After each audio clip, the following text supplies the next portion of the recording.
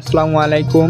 চুয়াডাঙ্গা জেলার অন্তর্গত ছোট্ট একটি গ্রাম চন্দ্রবাস। এই চন্দ্রবাস গ্রামে ভাইরাল পেঁয়াজু তৈরি করা হয়। একটি ভাইরাল পেঁয়াজুর ওজন ৫ থেকে ৭ কেজি, যা দেশব্যাপী ছড়িয়ে পড়েছে এবং দেশের বাইরে থেকে লোকজন খেতে আসে এই পেঁয়াজু। এই চন্দ্রবাস গ্রামটি বিশ্বের মানচিত্রে তুলে ধরেছে এই পেঁয়াজু তৈরি করার কারণে। এই চন্দ্রবাস গ্রামে শুধু পেঁয়াজই নয়, আরও একটি জিনিস জনপ্রিয় হয়ে উঠেছে, সেটি হলো ঝালমুড়ি। এই ঝালমুড়ি বিক্রেতার কাছ থেকে আমরা জানতে পেরেছি তিনি এমন সুন্দর করে ঝালমুড়ি তৈরি করেন যেন সবার কাছে জনপ্রিয় হয়ে উঠেছে।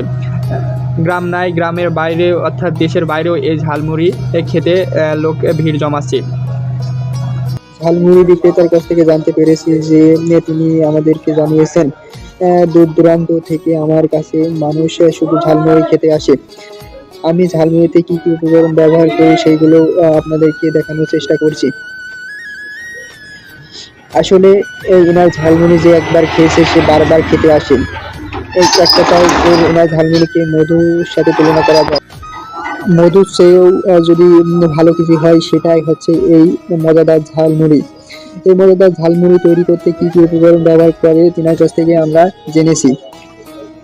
তিনি এই মজাদার ঝালমুড়ি তৈরি করার জন্য বিভিন্ন উপকরণ ব্যবহার করে, তার মধ্যে ভুজো অর্থাৎ মোড়া, তারপরে চিড়া, তারপরে সেই হরিণের ঝোল,